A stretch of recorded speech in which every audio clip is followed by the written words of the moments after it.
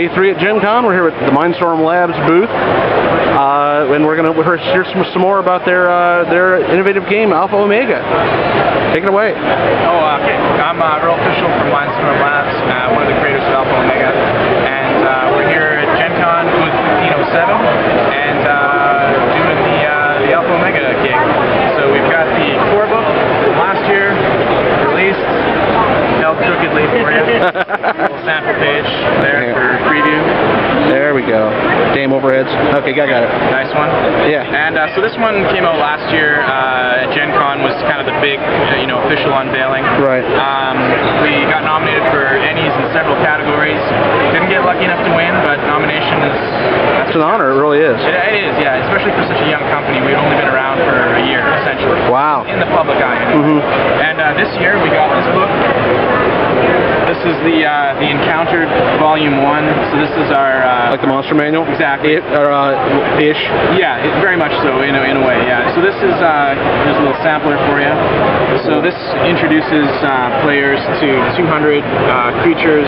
I'll shoot some stills of the book. Sure thing, man. New factions to sort of augment the politics of the game world and that kind of stuff. Okay, so it's not just monsters, it's also like people and organizations? Yeah, definitely. We've got a whole bunch of factions in this book. In the first book, we've got a set of personalities and organizations to sort of like get you started. Right. So everything from the governing bodies of the city-states all the way up to the syndicates that rule the underworld and everything in between. So it's got kind of a cyberpunk sort of thing going on, or is that the level of technology, or is it more primitive than that? The world is sort of marked by a divide between the urban world of the city-states and the rugged wilderness inside the city-states. Inside the city-states, you have the slick, high sci-fi, technology realm. Outside, it's sort of descended into chaos, Mad Max kind of vibe. Is there magic, or is it just tech? We have a magic sort of equivalent. We call it wielding. It's kind of an open-ended system to allow players to perform what we call effects, very much akin to spells, and using a set of effect difficulty rating modifiers to achieve basically whatever you want.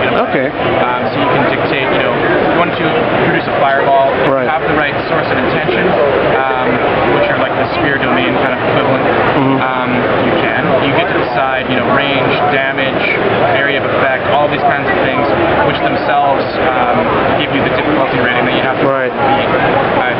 So you can imagine any effect that a player can imagine. There's probably a way to assemble it. What's the dice mechanic like? We use a dice pool of 6 dice. We developed a system just for Alpha Omega. We call it the 6-6 system because the combat round is divided into 6 segments. We have 6 dice. What kind of dice? It runs the gamut of like the standard RPG dice. Polyhedrals then? Yep, you got it. Okay. Yeah.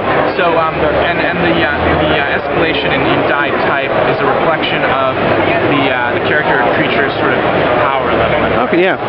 It adds there's a degree of probability that changes as well, but that's part of the gamble of the game. Right. So a starting out character may have access to a dice pool probably made up of D6s and maybe D8 or some D4.